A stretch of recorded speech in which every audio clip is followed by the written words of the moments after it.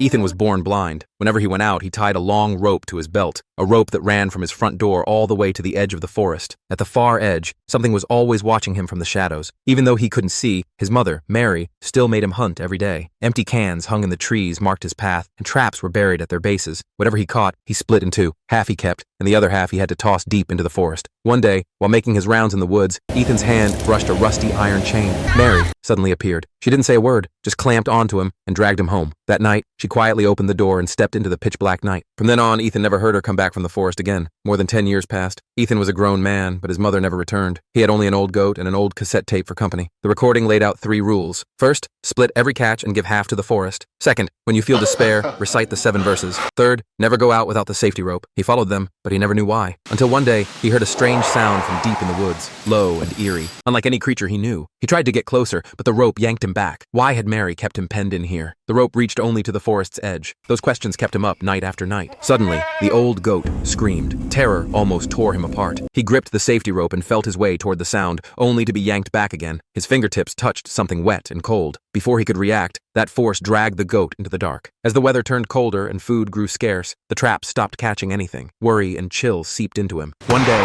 a thunderous crash echoed through the trees. He followed the sound and found a deer carcass, still warm. Before he could make sense of it, footsteps sounded behind him. His heart tightened, and he gripped his knife. A man walked up, apologizing over and over. He'd thought Ethan was trying to steal his kill. Once they cleared it up, and seeing Ethan was alone, he stayed to share the deer with him. The man's name was Cole. Night fell, and Cole went back to Ethan's place with him. Around midnight, a deep growl rolled out of the forest, jolting them both awake. Cole grabbed his gun and stepped outside. Not far away, a massive bear lay sprawled on the ground, covered in awful wounds. Holding his breath, Cole crept closer. In that moment, he saw a blurry figure standing under the trees. The thing let out a piercing screech and lunged, terrified. Cole ran for his life out of the forest. Only when he was far away did that horrible sound finally fade.